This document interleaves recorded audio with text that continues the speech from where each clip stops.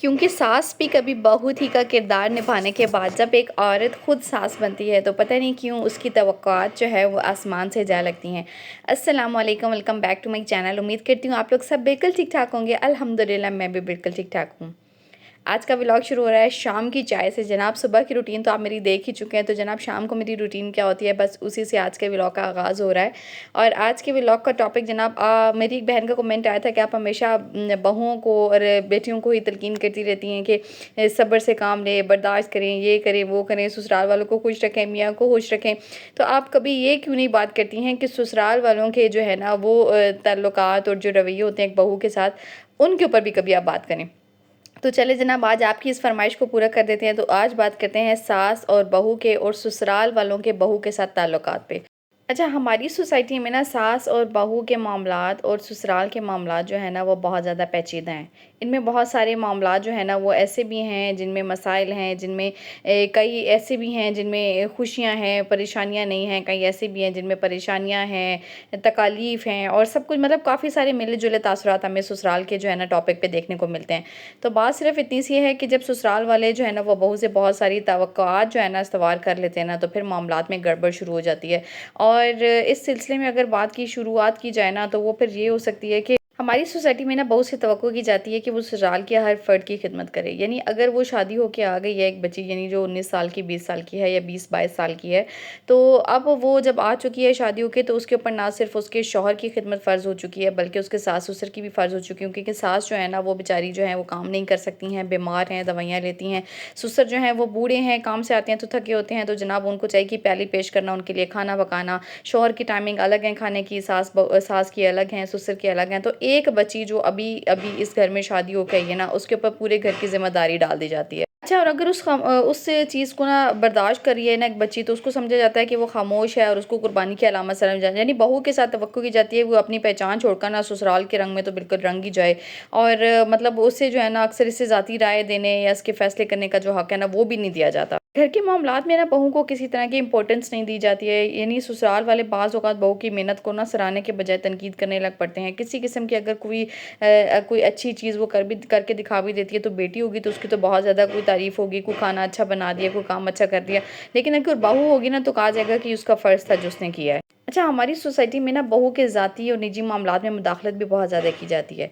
इसके और इसके शौहर के रिश्ते में बार-बार मुदाखलत की जाती है, और ये मुदाखलत और किसी रिश्ते की तरफ से हो ना हो, सास की तरफ से सबसे ज़्यादा होती है। और ये जो है ना हमेशा मियाँ-बीवी के ताल्लुक को जो है ना वो ख़राब करने का बाइस बनती है। देखिए, बात सिर्फ़ इतनी सी कि अगर आप तस्बीह लेकर बैठ जाएँ, नमाज़ें पढ़ें, हज करें, उम्रे करें, सारी चीज़ें करें, लेकिन आप जो है ना अगर लोगों का दिल दुखा रहे हैं ना, अगर आप अपने घर में मौजूद अपने रिश्तों का दिल दुखा रहे हैं, तो यकीन जानें कि इस तरह की हज, उम्रे, इबादत, तस्बीह, नमाज़ों का कोई फ़ायदा नहीं है।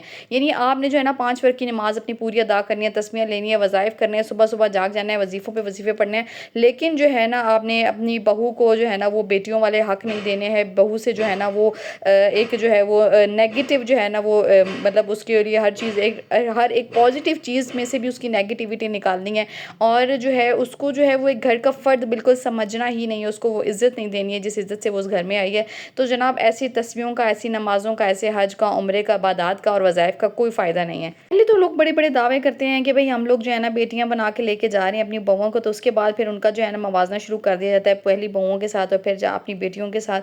तो और साथ में फिर क्या होता है कि उसको एक ज़हनी दबाव दिया जाता है, जिससे वो जो औरत होती है या वो जो बच्ची होती है ना, वो बिल्कुल खुद को अकेला और तन्हा महसूस करने लग जाती है। और इन्हीं मामलात के अंदर अगर उसका शौहर उसका साथ दे रहा है ना, तो फिर वो कहलाएगा कि जनाब वो रन मुरीद हो गया है। और अगर शौहर उसका साथ नहीं दे रहा है ना, तो उस बच्चे की ज़िंदगी तो बिल्कुल तबाह होके रह जाती है। अच्छा, उसकी हर एक एक्टिविटी के ऊपर नज़र फिर रखना, और मतलब वो अब कमरे में है तो वो क्या कर रही है, अगर उसने जो है ना वो कमरे से निकल रही है, कहीं जा रही है, इवन मेके भी जा रही है ना, तो उसकी तमाम चीज़ों पे एक दफ़ा नज़र रखना कि वो क्या लेकर जा रही है, और मेके से आ रही है तो क्या लेकर आ रही है। मैं समझती हूँ कि ये एक औरत के लिए ना, वो कहते हैं ना कि जीने का हक़ छीन लेने के मुतरादिफ़ है। यानी वो अपनी मर्ज़ी से कोई काम कर ही नहीं सकती है जब वो एक घर की बहू बन जाती है। अच्छा, फिर कई मरतबा ऐसा होता है ना कि जान-जान के ना इज़्ज़त नफ्स को ठेस पहुँचाते हैं लोग। यानी छोटी-छोटी बातों पर ना तंज़ करना, ताने करना और मज़ाक बनाना, यानी मज़ाक़न वो फिर सासों की आदत होती है ना कि यानी मज़ाक़न एक बात कर देती हैं, चाहे वो बहू के दिल को लग रही है, चाहे वो अच्छा बेटी होगी ना तो वो उस पे शोर भी कर लेगी, उस पे बातें भी सुना लेगी, सारा कुछ कर लेगी। लेकिन अगर एक बहू होगी ना तो वो बस दबे जो है ना वो साँस के साथ और छुपे आँसुओं के साथ उस चीज़ को ऐसे निगल जाएगी कि जैसे पता नहीं उसने कितनी बड़ी जो है ना उसने एक एक चीज़ को जो है ना बर्दाश्त किया, यानी उस चीज़ का एक सास को किसी हवाले से फ़र्क पड़ता ही नहीं है कि जो है ना वो जो अल्फाज इस्तेमाल कर रही है वो अगली उसकी बहू के लिए या जो आने वाली की जो बेटी है उसके लिए कितनी ज़्यादा तकलीफ़ का बायस बन। फिर अपने वक़्त के साथ उस चीज़ को कंपैरिज़न करना, खुद के साथ कंपैरिज़न करना कि जब मैं बहू थी या मैं जो है ना जब माँ बनी थी तो ये मामलात मेरे साथ भी हुए थे, या मैंने जो है ना अपने ससुराल में ये स्ट्रगल्स की थी। भई आपने की होंगी, आपका जब वक़्त था आपने भी की हैं, और आपने जो है ना फिर उसका ज़ाहिर-सी बात है जब एक्शन आपको मिलता होगा तो आप रिएक्शन भी दिखाती होंगी। अब एक्शन दिखा रही हैं तो रिएक्शन ना दिखाएँ तो एक अलग बात है। तो बात सिर्फ़ इतनी सी है कि भई जो आपके मामलात थे वो आपके थे, वो आपकी ज़िंदगी थी, वो आपने अपने हिसाब से गुज़ार ली। लेकिन अब जो बहू आई है उसके मामलात हैं, उसको उसकी ज़िंदगी अपने हिसाब से गुज़ारने दें। यानी ये कोई 90s की बहू तो है नहीं कि आपने हर एक मामले में इसकी जो है ना वो टाँग अड़ा के रखनी है। एक टाँग अपने मामलात में रखनी है और एक इसके मामलात में अड़ा के रखनी है कि भई अपनी मर्ज़ी से ये कोई काम कर ही ना सके। अपने ही घर में अगर वो किसी चीज़ में चेंजिंग करने लगती है ना तो उसपे अलग सवालात शुरू हो जाते हैं कि ये जो सेटिंग तुमने की है ये अच्छी नहीं लग रही है, ये वहाँ पे अच्छी लगती थी, ये फलाँ, मतलब हर एक चीज़ में कीड़े निकालना, हर एक चीज़ में नुक्ताचीनी करना। तो ये चीज़ें जो है ना हम औरतों को बहैसियत जो है ना एक औरत हमें अपने अंदर से निकालनी चाहिए। बट देखिए आज अगर हम एक बहू है ना तो कल हमने भी सास बनना है, ठीक है? तो बात सिर्फ़ इतनी सी है कि जो आज आप अपनी बहू के साथ सास के साथ करेंगे ना, चाहे वो अच्छा होगा या बुरा होगा, आपने वो जो है ना इसी दुनिया में देना है। तो इसीलिए जो है ना इन रिश्तों को ना थोड़ी-सी स्पेस देनी चाहिए। एक जो बच्ची आई है वो कम अकल है, अच्छा उसके माँ-बाप ने उसको कैसे अरमानों से पढ़ाया, लिखाया और फिर एक उसको अच्छा इंसान बनाया। देखिए माँ-बाप जो होते हैं ना वो कभी भी औलाद का बुरा नहीं चाहते हैं। उनकी तरबियत हमेशा इसी हवाले से होती है कि ज़िंदगी में ना कभी भी इसको कोई परेशानी ना फ़ेस करनी पड़े। लेकिन वो जो एक परेशानियों का पहाड़ जो ससुराल में जाके वो देखती है और उठाती है अपने सर पे, अपने कंधों पे है ना भई, उसका तो कोई मोल ही नहीं है।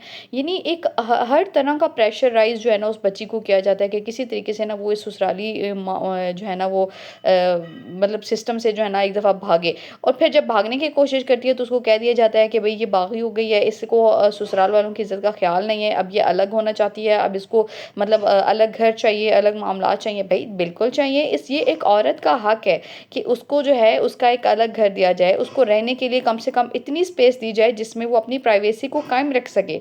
यानी आप उसके अगर प्राइवेसी में भी इंटरफेयर करेंगे, उसके आने-जाने के मामलात को देखेंगे, उसके खाने-पीने को देखेंगे, इवन ये भी देखेंगे कि उसके मेके से क्या आ रहा है, क्या जा रहा है। तो ये मेरे ख़्याल से फिर उससे इससे बेहतर यही है कि वो एक दफ़ा ना वो कहते हैं कि मतलब वो एक दफ़ा बागी होके अलग हो जाए। मतलब फिर आपको वो चीज़ भी बुरी लगेगी कि वो अलग हो गई है और उसने अपने जो है ना वो शौहर को अलग कर लिया है, हमारा बेटा हमसे छीन लिया। तो अगर आप इन मामलात से बचना चाहते हैं ना तो सिर्फ़ इतनी सी एक बात जो है ना उसको अब उस पे आप अमल करें तो यकीन जानें कि आपकी अपनी ज़िंदगी भी बड़ी सुकून से गुज़रेगी और जो आने वाली की बेटी है उसकी ज़िंदगी भी बड़ी सुकून से गुज़रेगी। बात सिर्फ़ इतनी सी कि इज़्ज़त दो और इज़्ज़त लो। अपने मामलात जो है ना वो आप खुद देखें, और बहू के मामलात जो है ना उसके सपोर्ट जब आप कर देते हैं ना तो वो फिर उसी को हैंडल करने दिया करें। एक टाँग उसमें फँसा कर और एक टाँग अपने साथ ना रखा करें। यानी टाँग में जो है ना वो अपनी टाँगों को जो है ना वो अपने कंट्रोल में रखें।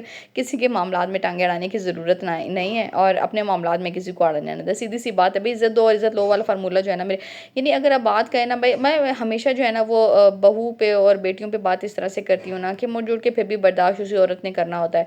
यानी ये जो है ना हमारी सोसाइटी का जो एक वो बन गया ना वो वतीरा जिसको बोलते हैं कि वो इसी किस्म का बन गया भी, जो कुछ भी हो जाए ना बर्दाश्त बेटी तुम ही करो। बेशक जो है ना क्योंकि अब तुम्हारा शौहर अच्छा है या तुम्हारे घर के मामलात ही ऐसे हैं, या बेटा अब तुम्हारे भाई की शादी हो चुकी है, अब हमारे घर के भी मामलात अच्छे हैं।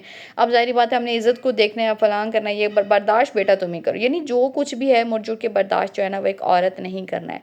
तो मैं हमेशा तभी जो है ना वो बेटियों को स्पेशली अपनी जो है ना बहनों को हमेशा यही बोलती हूँ कि सब्र और बर्दाश्त से जो है ना ससुराल में गुज़ारा करें। अगर कोई बात बुरी लग भी जाती है ना तो देखिए बात इतनी सी है कि आज आज सब्र कर लेंगे, यकीन करें ना कि उसका फल आपको बहुत अच्छा इंशाल्लाह मिलेगा।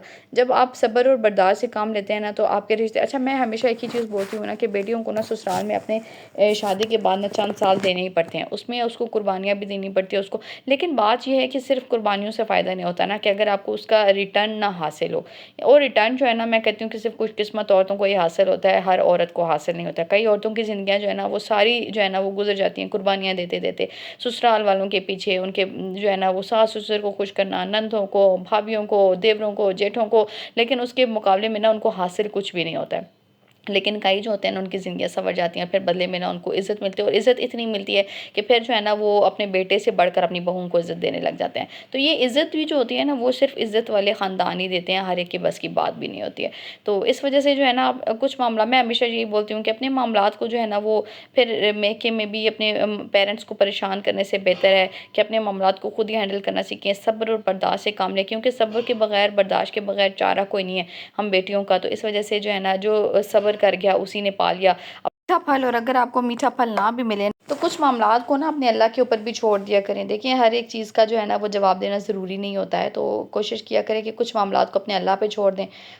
और बाकी एक वीडियो के एंड पे जो है ना बात ज़रूर बोलूँगी कि देखें आज किसी की बेटी के साथ जो है ना आप इज़्ज़त से रहें, उसको इज़्ज़त दें, ताकि कल आपकी बेटी जो है ना वो इज़्ज़त से और सुकून से रह सके और उसको भी इज़्ज़त दी जाए। वरना जब अपनी बेटियों पे बारियाँ आती हैं तो यकीन जाने कि बहुत ज़्यादा तकलीफ़ होती है। ये दिल का जो है ना टुकड़ा होती हैं, ये कलेजा होती हैं माँ बाप का, ये जो निकाल कर माँ बाप आपके हवाले कर देते हैं। इनकी इज़्ज़त करें, इनकी कदर करें और इनको जीने दें, क्योंकि जो है अपनी-अपनी ज़िंदगियों में खुश रहें और खुशियाँ बाँटें और खुशी से ही रहने दें। तो जनाब आज की वीडियो यहीं तक थी और मैं यहाँ पे बना रही थी अपने हस्बैंड के लिए स्टेक, और ये रात के टाइम पे ही जो है ना स्टेक वग़ैरह बन रहा था। पहले सारी क्लीनिंग वग़ैरह की और उसके बाद फिर मैंने जनाब बर्तन वग़ैरह धोए और फिर जनाब आ गई थी मैं अपने हस्बैंड के लिए यहाँ पे स्टेक वग़ैरह बनाने। शाम के टाइम पे ना कभी-कभी मैं बहुत सुस्त हो रही होती हूँ और ये कभी-कभी आप सबके साथ भी होता होगा। तो बहरहाल जनाब आज की वीडियो यहीं तक थी। खुद को पॉजिटिव रखा कीजिए और अच्छे-अच्छे से कमेंट्स किया कीजिए। वीडियो कमेंट करते हैं, चैनल पे नए हैं तो जाते-जाते सब्सक्राइब कर लीजिएगा। अपना बहुत सारा ख़्याल रखिएगा और मुझे अपनी दुआ में याद रखिएगा। अल्लाह हाफ़िज़।